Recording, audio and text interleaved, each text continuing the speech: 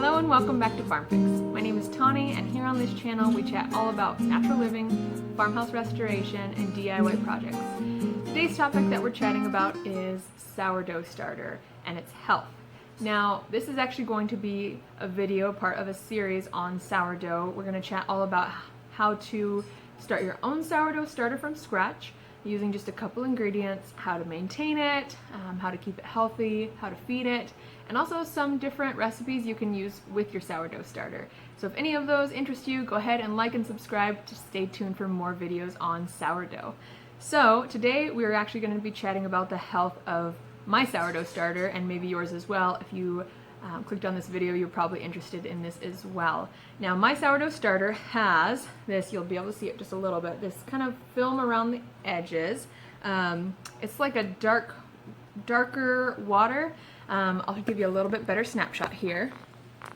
So this is kind of what it looks like. You'll see on the edges there is just this kind of almost like a murky water, and that's not mold. It hasn't gone bad, it just isn't thriving. And so what we're going to do is first I'm going to take the ladle and I'm going to use it as a barrier to keep the bulk of the sourdough starter in the bowl, but drain the excess water that is in there, that darker water that's on the surface and around the edges.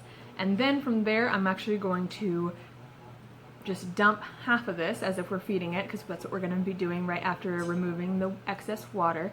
Is I'm going to dump half of it, add a half cup of whole wheat flour. I use Bob's Red Mill organic whole wheat, and I just love Bob's Red Mill's products. I use a lot of their gluten-free, a lot of their oats for different recipes.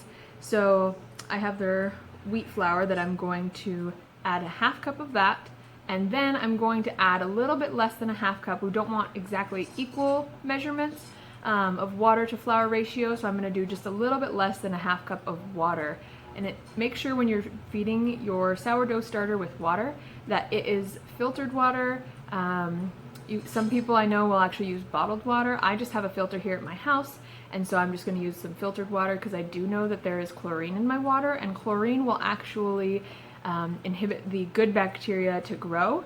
It will kill good bacteria just like it kills bad bacteria. It doesn't know the difference. Kind of like antibiotics. They will kill the good bacteria in your gut and the bad bacteria. So we do not want the chlorine in this water, so I'm going to filter my water and then use that to help feed the sourdough starter. So in about 24 hours and then again in 48 hours, I'll give you guys an update on how the sourdough starter is recovering from not thriving as it is now.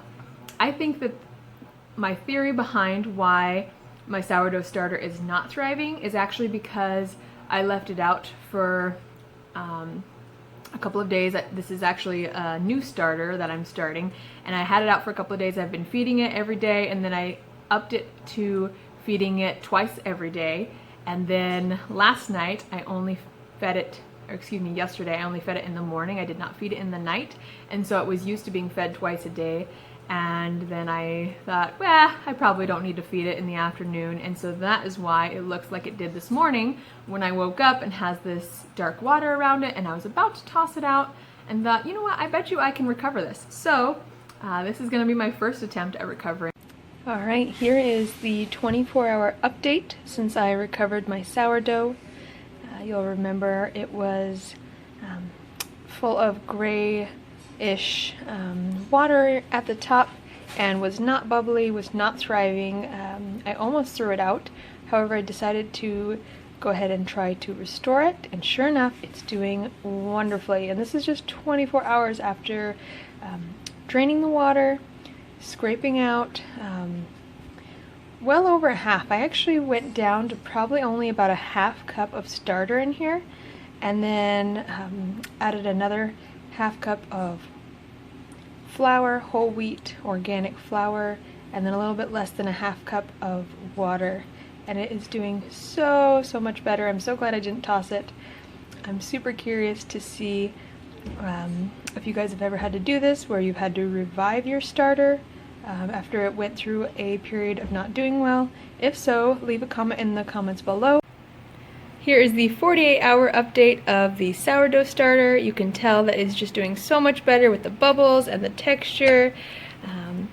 it is thriving again. So this morning we are going to make some sourdough pancakes.